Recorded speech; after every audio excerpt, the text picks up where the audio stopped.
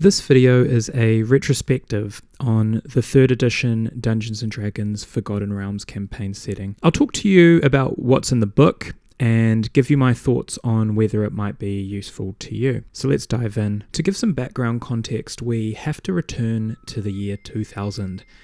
At the turn of the millennium, we were seeing a technological boom as the world of the internet began emerging. There was a plethora of amazing computer games around this time.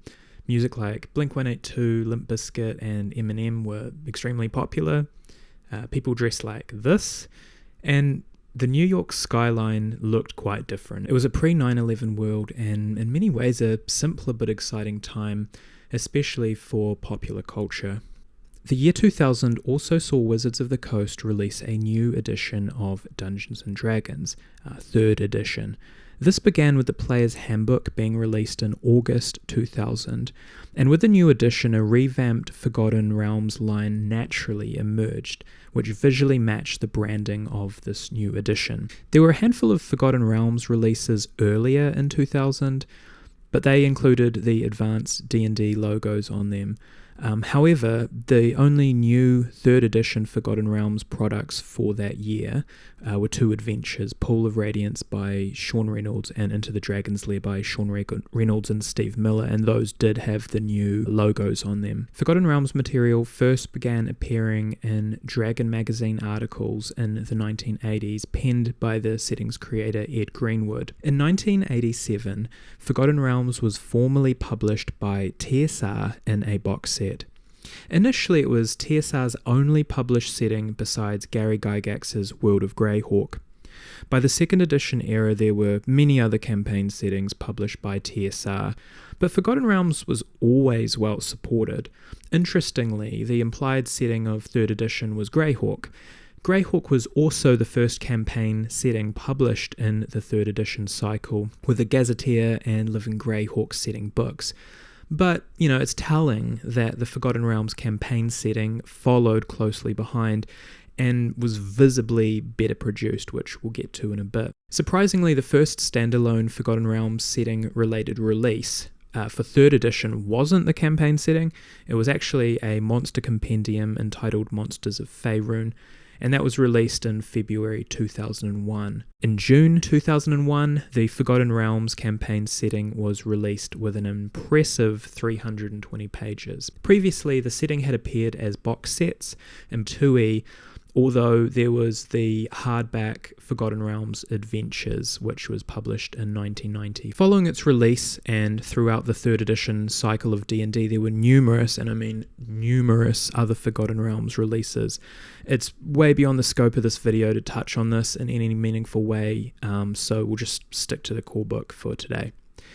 As mentioned, the campaign setting came in a sturdy hardcover book with a map of Faerun inserted in the back cover. The production values were excellent for the time, and as I said earlier, they just clearly outstripped the Greyhawk material that was being released. And this makes me a bit suspicious about whether Wizards really was trying to back Greyhawk or whether it was just more of a nod to Gary Gygax and his influence on the game.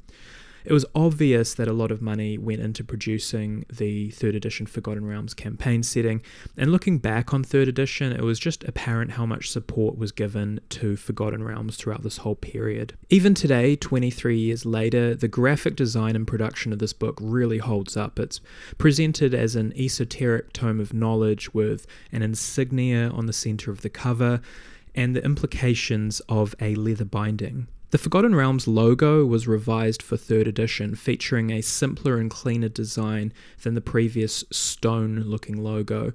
Inside, the cover is high-quality blue paper with a slight marbling effect. The contents page show just how extensive and detailed this iteration is, with class options, geographic and economic information, notes about high-profile NPCs, a variety of deities, organizations, and tips for running a game set in the Forgotten Realms. The book begins with an introduction from the off-brand Gandalf knockoff Elminster. Even by 3rd edition, this was a ponderous and commonplace inclusion. I remember picking up this book around 2002 or so and being mildly curious about Elminster, But I quickly learned that as the wise man archetype, he's just unfortunately and consistently positioned as someone to fawn over and who aloofly watches you and your party's bumbling progress as you play in a world in which he could easily and endlessly espouse its lore. There's an illustration of him which I always thought was cool, and a 3.x typical stat block, in which you're beaten over the head by how much of a god he is and how puny your first level character is by comparison. Okay, I'll try to be a bit more neutral from now on, I promise. The first section of the book is pretty wonderfully illustrated and unpacks the different races that you might expect in Faerun. There's a lot of variety here, lots of level adjustment, but some welcome options for those playing a core 3.0 game. Remember 3.5 wasn't out at the time, who are wanting to spice up their options a bit. And yes, of course, the drow are included in this section so that you can live out your fanboy dreams of creating a Drizzt clone. Sorry, I am trying. But some of the more interesting inclusions for me personally are the Asima and the Genasi. They're pretty cool. From there we jump into class options, which are aplenty. Things like monastic orders, druid circles, and regional feats and languages are covered, which is quite useful for player characters wanting to flesh out their character a bit more and truly centre them in the realms. The next section details Faerun-specific prestige classes, which was a new introduction for 3rd edition. I always thought the Purple Dragon Knight, Harper Scout, and Guild Thief were cool. The next chapter details magic, which includes wild magic zones. There's also some interesting lore about portals and the nature of magic, as well as a bunch of new cleric domains and spells, such as the famous Agonaz's Scorcher, which appeared in the Baldur's Gate video game, which was around this time as well. Life in Faerun is the title of the following chapter and suitably details, life in Faerun. It covers off festivals, climates, flora and fauna, different types of governments, lifestyles, adventuring, languages.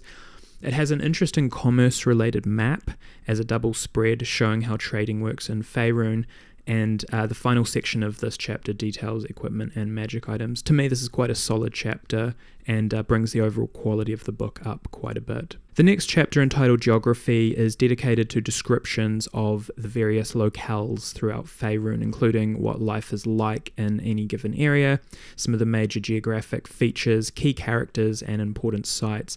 This section is quite interesting, if a bit dry, but it does a pretty good job at providing a high-level overview of Faerun and some of the areas that you'll encounter there. Of course, a lot of the subsequent publications went into far more detail about the different regions.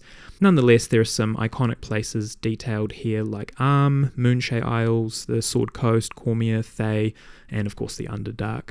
The next chapter is entitled Deities. This has a ton of information on the gods of Faerun, including the most well-known ones such as Bane, Helm, Ilmater, Lathander, Maliki, Mystra, and Tymora. The list goes on.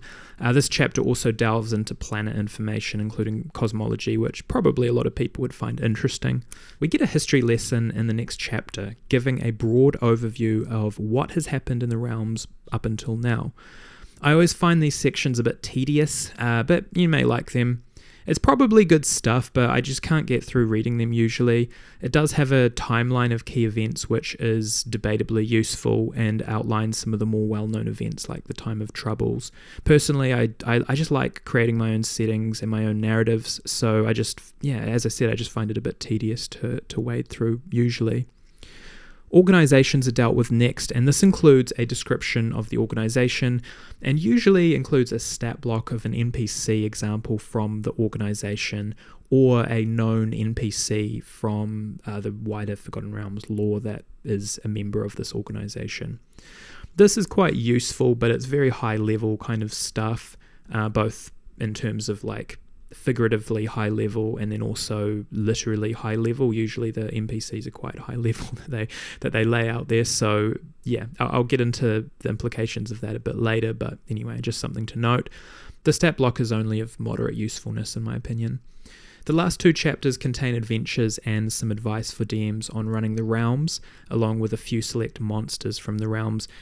Arguably the most famous here are like the Beholder or the Dracolich. So, is this book good? Yes.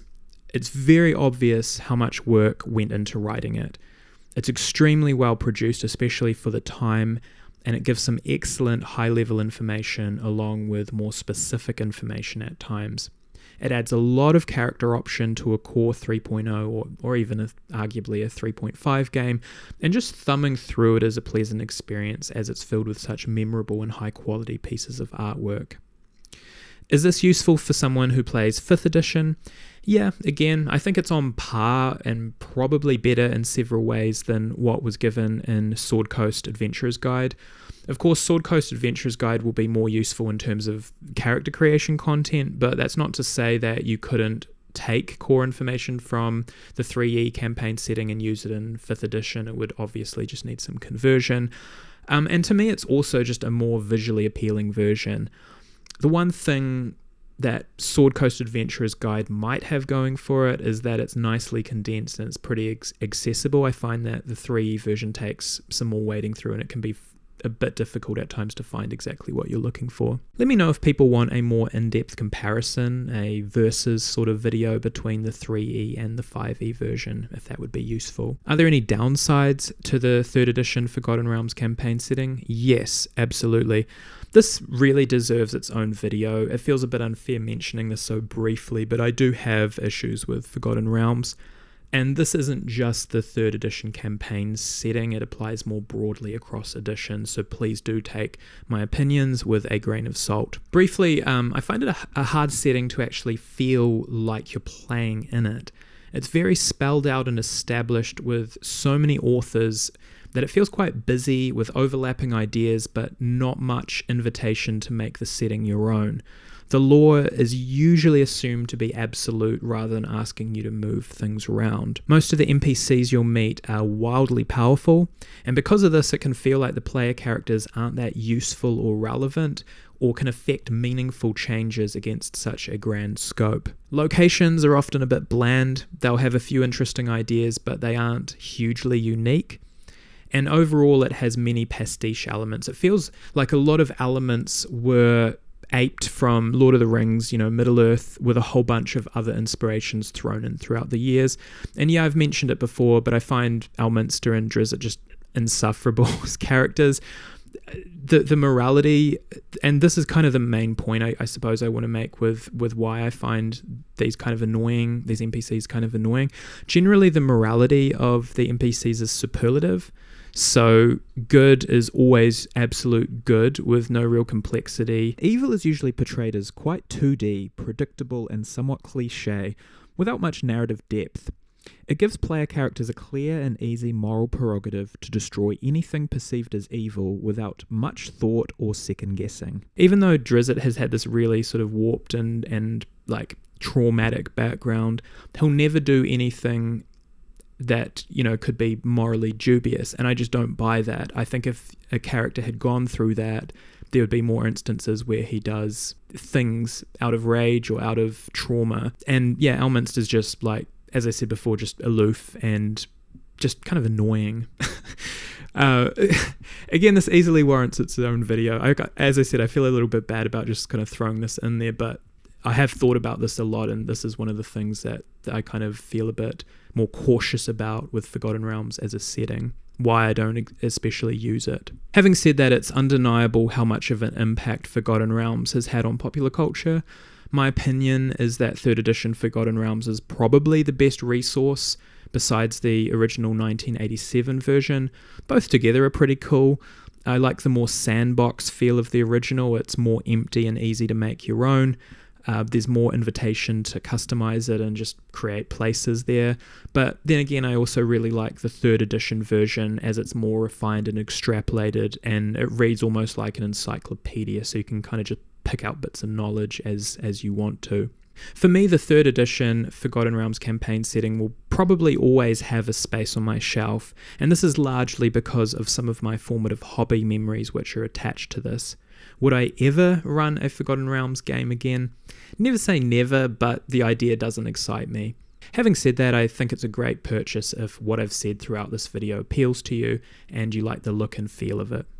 So that's it, folks. If you've enjoyed this video, please consider liking and subscribing.